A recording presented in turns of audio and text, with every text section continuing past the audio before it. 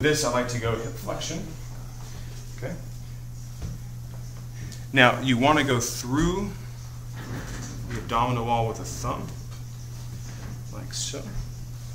So push your knee into me, Claudio. Knee up. Good. So right there. And then I like to have the leg like this so I don't feel like I'm pushing the body over. And that's so as right there.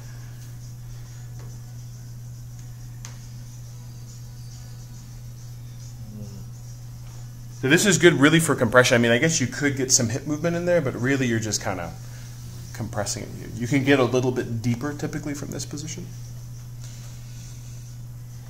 Just because everything else is out of the way. And then of course I could also scoop up and get iliacus from here as well. Let's have you stand up. So we're going to reassess him. We can just do that right here. We'll start facing the wall.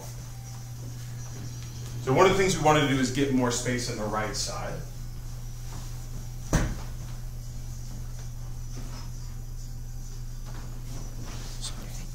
Actually, let's have you back out here because there's no room for you there.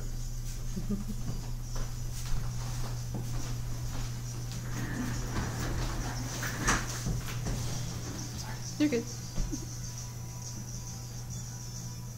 So I want to check in with you first, Claudio, see how it's feeling for you. I feel like, you know how typically I feel a lot of my weight in the ball of my right foot? Yes. I feel like there's a little more weight on the heel. So like it's dropped you back into your foot a little bit? Yeah.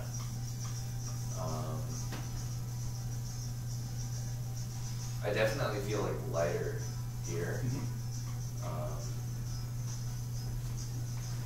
So lighter is good. What I'll say from my perspective, I wouldn't necessarily say this to the client per se, because you know they're kind of naming positive things. For me, I wanted more length out of his right side, for sure. It seems like his right side is still more compressed. So it brings up the why. Why does it still seem like it needs more length? What I know, there's a few things I notice about him. The first is that his shift is less. That's for sure. He's more centered there. So what you're seeing more now, you didn't see before. Do you see how his erectors are different now? One really pops out at you now. Do you see that? It was not like that before. There's even little nuances in his spine now. You remember how straight his spine was? It's not like that now, right? You see that? So I think other elements of his body are coming out, right? He's dropping more into this lumbar area here rather than that. So there's definitely changes, but it's not the obvious like, wow, this is so open. But I'm not gonna say, let's have you do that face to the side and glide down to the right. Let's see if he's more open there.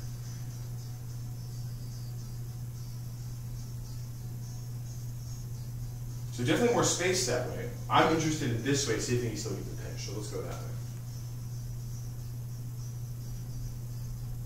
Yeah, I don't really feel like the pinch is keeping me from going down. Now I just feel like a catching all here. Yeah.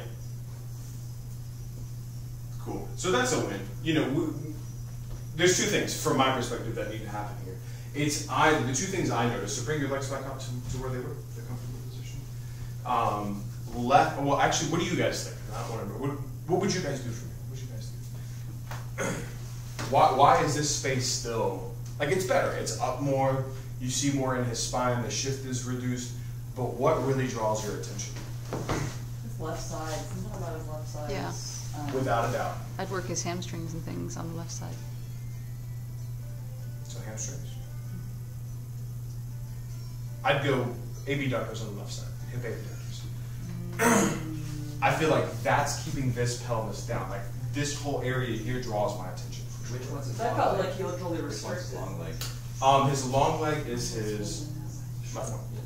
Yeah, it's his low hip. Low hip. Low hip. Because remember we checked in. Let's check it out. Remember how much there was about that much difference in his hip. So let's see it now.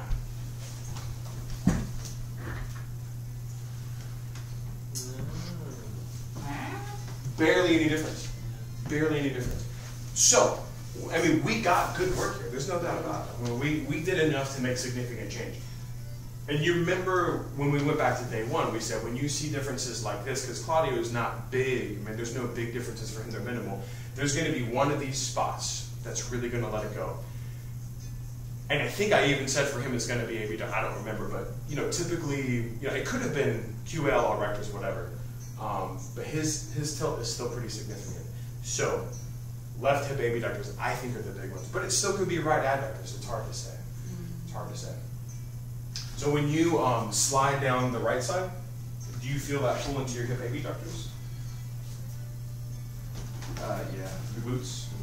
It's glute medius. Yeah, so that would be the logical next place. And what that might do, opening this space, is give some lift on that side. Like Balance that out. TFL. Well, TFL is an abductor. I would start glute medius, glute minimus. Then I would consider second to that piriformis and TFL. Those are your 4 hip abductors, and they will pull your iliac crest towards your greater trochanter. And so for Claudio, he could be one of those guys that gets yanked up here and then comes down like that. We've opened all this up, and his pelvis didn't respond too well to that. So he may be more of a iliac crest to greater trochanter, bring the ribs back, which I think is the case here. More hip abductors. So it's not like what we did wasn't valuable. Again, changes happen, but as far as getting that nice opening, it would need to be accompanied, because the opening's there, it would need to be accompanied by hip abductor and then right adductor work. From there, we would reevaluate. Hopefully we get some symmetry. If not, we'd have to think about more core stuff, erectors, maybe more psoas work. But cool. Thanks, sir.